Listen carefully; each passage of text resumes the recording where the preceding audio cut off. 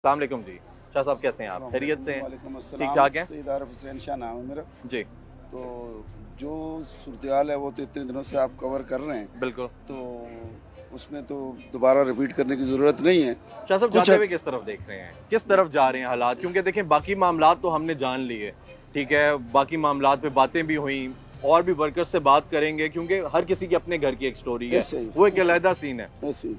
बात ये है कि हालात किस तरफ जाते हुए आप देख रहे हैं? ये कंट्रोल होंगे? देखिए जी, जहाँ तक हमसे जो वादा हुआ जी, और राना सनाउल्लाह साहब ने, मैं उस कमेटी का मेंबर भी था, मेरे साथ रफ़ीक भाई भी थे और राजा अच्छा साहब भी जी। थे और हैदर लाला भी था। तो उन्होंने हमें तो अपनी तरफ से 110% यकीन दहानी कराई है अच्छा कि जी। पीर वाले दिन तक आपका मसला हल हो जाएगा और ना अदारा बेचा जाएगा और ना किसी एम्प्लॉई को निकाला जाएगा और बाकी मसाइल भी जो हैं उस पर गौर किया तो फिर जा ये रहा है। स्टेप क्यों लिया गया? ये देखें ये तो फ़ज़ूल में टीज़ करने वाली, तंग करने वाली बात ये नहीं हुई। यही यही खदशा है, यही जी, खदशा है। ठीक है जी। जान के तंग अब कर रहे हैं। देखें, एक ऐसा फैसला जो 25 करोड़ अवाम से मुंसलिक हो, ऐसा ये ही है। 12,000 एम्प्लॉइज़ या 30,000 एम्प्लॉइज़ का मसला नहीं है, ये पूरी अवाम का मसला है, पूरे पाकिस्तान का पूरे मसला है ना? पाकिस्तान का मसला ठीक है। है। ये अदारा जब बनाया गया था, इसका बेसिक जो मकसद था वो मार्केट को कंट्रोल करना और अवाम को सस्ती और मियारी अशिया फराहम करना। पाकिस्तान के बहुत से अदारे आपने देखे, घी कारपोरेशन ख़त्म हुआ, रोटी कारपोरेशन ख़त्म हुआ, लेकिन यूटिलिटी स्टोर कारपोरेशन ने ग्रो किया। 20 स्टोर से शुरू होने वाला अदारा आज 5,000 के स्टोर्स पर है। पाकिस्तान की हर यूनियन कौंसिल में मौजूद है और ज़बरदस्त। गरीब लोगों को चीज़ें प्रोवाइड करता है। गवर्नमेंट जब भी गवर्नमेंट को ज़रूरत पड़ी, उसने इसे अपनी फूड सिक्योरिटी के टूल के तौर पर इस्तेमाल किया और फिर निकल गई। हम यूटिलिटी स्टोर कारपोरेशन जो अपने तौर पर अपनी जो परचेजिंग करती है वो स्मार्ट किस्म की करती है और 5 से 15% ठीक, रिलीफ देती है तमाम कस्टमर को, चाहे वो गरीब है चाहे जो भी है, ठीक। वो अपने रिसोर्सेज से। उसके बावजूद अदारा प्रॉफिट में। हुकूमत पाकिस्तान का 53 सालों में हमने कोई ऐसा पैसा नहीं लिया जो हमारे ऑपरेशनल अखराजात के हो। ठीक। कोई बजट पर बोझ नहीं है कि इसको ख़त्म किया जाए।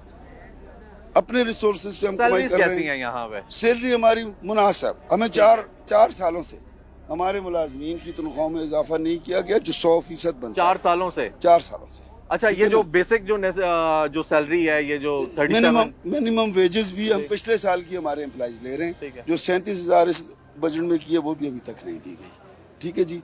इसी तरह बहुत सारे मामलात हैं जो हमारे पेंडिंग है। हमारे डेली वेजेस कंट्रैक्ट मुलाजमीन गुज़िश्ता 18 20 साल से नौकरी कर रहे हैं और अभी तक वो डेली तो वेजेस कम से कम जो उजरत है वो ठीक तो है आप करते हैं ना, डिजर्व करते हैं ना, आपका हक है बिल्कुल कि करते हैं। आप लोगों को भी वो मिलनी चाहिए, जो भाई खड़े हैं वो को आप मिलनी चाहिए पढ़ें, उनको। जी, मिनिमम वेजेस एक्ट को पढ़ें, उसमें क्लियर लिखा हुआ है जो भी ऑर्गेनाइजेशन, ये तो फिर गवर्नमेंट ऑर्गेनाइजेशन है, प्राइवेट ऑर्गेनाइजेशन भी अगर उसमें इम्प्लीमेंट नहीं करती तो 3 साल कैद की सजा है।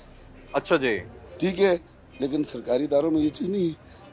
मकसद कहने का इस वक्त जो है वो हमारे इदारे को बंद करना। गवर्नमेंट ऑफ पाकिस्तान से हम खुद पूछना चाहते हैं कि मकसद क्या है? क्या है, हमारे साथ बैठें, हाँ, आपके प्लेटफॉर्म पे आएँ, किसी मीडिया प्लेटफॉर्म पे आएँ, हमारे साथ बैठें, हमें कायल करें या हम उनको कायल करते हैं, ये तो कोई बात लाइव नहीं। चलाएं ना, लाइव आर्ग्यू करें, बिल्कुल। लाइव चलाएं, देखें, और बात करें, और अगर वो उन्होंने मना लिया तो करें बंद। मैं जो है काबीना के तमाम अरकान को मैं खुला चैलेंज देता हूँ। देखिए, आप इनकी काबीना के अरकान के इंटरव्यूज देख रहे हैं मुख्तलिफ, आजकल चूँकि मीडिया इस तरफ लगा हुआ है, तो हर काबीना के मेंबर का अलग-अलग पॉइंट ऑफ व्यू आ रहा है। क्योंकि उनको पता नहीं है, सेम उनको पेज पता पे नहीं है। सेम पेज पे नहीं है। ठीक है। क्योंकि मेरे ख्याल में पता नहीं एक साजिश के तहत ये काम हुआ है, जो मार्केट में अपने कार्टेल बनाना चाहते हैं, जो जैसे आपने देखा होगा कि मैं नाम नहीं लूँगा किसी का, तो जो टेट्रा पैक दूध है उसका रेट कहाँ से निकलता है, पोल्ट्री का रेट कहाँ से निकलता है। तो मार्केट को अपने कब्जे में करने के लिए ये माफिया इस इदारे का दुश्मन बना हुआ, जो इस इदारे को ख़त्म करना चाहता है। हम तो वज़ीर-ए-आज़म पाकिस्तान से भी अपील करते हैं कि इसकी इंक्वायरी की जाए कि क्यों ऐसा फैसला किया गया जो अवाम के फैसला भी खिलाफ है। तो उन्होंने ही किया ना, देखें आखिर किया क्यों? क्यों किया, इसकी वजाहत की ठीक जाए है। और इस फैसले को वापस लिया जाए। अगर किसी को इबहम है हुकूमत में बैठे हुए किसी भी मिनिस्टर को, किसी भी काबीना के अरकान को, सामने आए, हमारे साथ ओपन डिबेट करें, हम तैयार हैं इसके लिए। ठीक है। एक चीज़ सामने रखेंगे, एक चीज़ पर बात करेंगे। हमें हमें हमें हमें इतने बड़े इदारे को जो जलजला आता है हम आगे होते हैं, पाक फौज होती है हम आगे होते हैं, कोई कोरोना आता है हम लोग आगे होते हैं, सैलाब आता है हम लोग आगे होते हैं।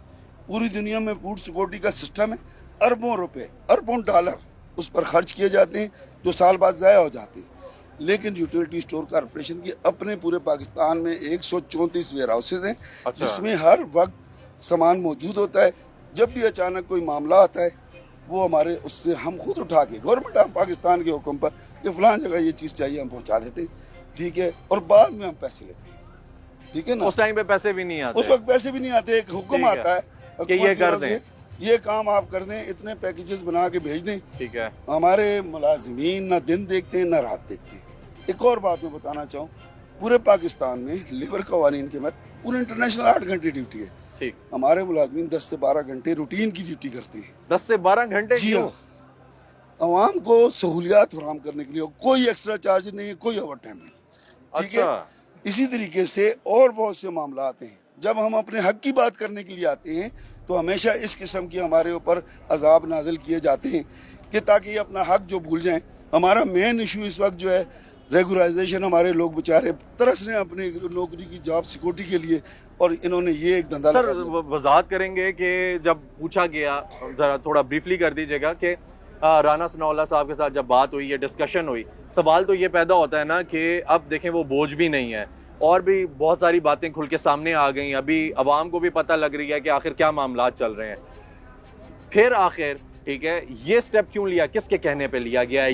ये ब्यूरोक्रेट्स आपके उस पे, मेरे ख्याल में जो राना साहब ने बात की उनको भी इस बात का इल्म नहीं है कि ये स्टेप क्यों नहीं, तो ये एक दूसरे पे क्यों डाल रहे हैं? देखें हर कोई कह रहा है देखिए, मैं इसीलिए तजवीज़ दे रहा हूँ, मैं इसीलिए ये तजवीज़ दे रहा हूँ कि काबीना का कोई बंदा जिसको वज़ीर आज़म सिलेक्ट करना चाहते हैं वो आ जाए हमारे साथ डिबेट कर लें, ओपन लाइव डिबेट करें, ठीक है, हम तैयार हैं उनके सामने, ताकि हमें भी तो पता चले ना क्यों ये फैसला, आखिर ये हो क्यों रहा है, ये क्यों रहा है, हमें नहीं पता जी ये क्यों किया गया। देखिए, हमें प्राइवेटाइजेशन की लिस्ट में डाला गया, हमारे बोर्ड को भेजा गया काम कि जी आप इस इदारे को प्राइवेटाइज करें, तरीकाकार होता है, ऐसा ही है। हमारे बोर्ड ने उसको रिजेक्ट किया, क्यों कि जो रूल्स बनाए गए हैं, पॉलिसी बनाई गई है 2023 में, ठीक है, प्राइवेटाइजेशन के हवाले से, तो उसमें दो चीज़ें हैं, एक जो एसेंशियल सर्विसेज प्रोवाइड करते हैं और दूसरा स्ट्रेटेजिक सर्विसेज जो प्रोवाइड करते हैं, ये ऑर्गेनाइजेशन जो है वो नहीं हो सकती, प्राइवेटाइज नहीं हो सकती, वो गवर्नमेंट ऑन ही रहेंगी, ठीक है। यूटिलिटी स्टोर कॉर्पोरेशन चूंकि एसेंशियल सर्विस प्रोवाइड करती है, लिहाजा ये हमारे बोर्ड ने रिजेक्ट कर दिया कि ये वो नहीं हो सकती।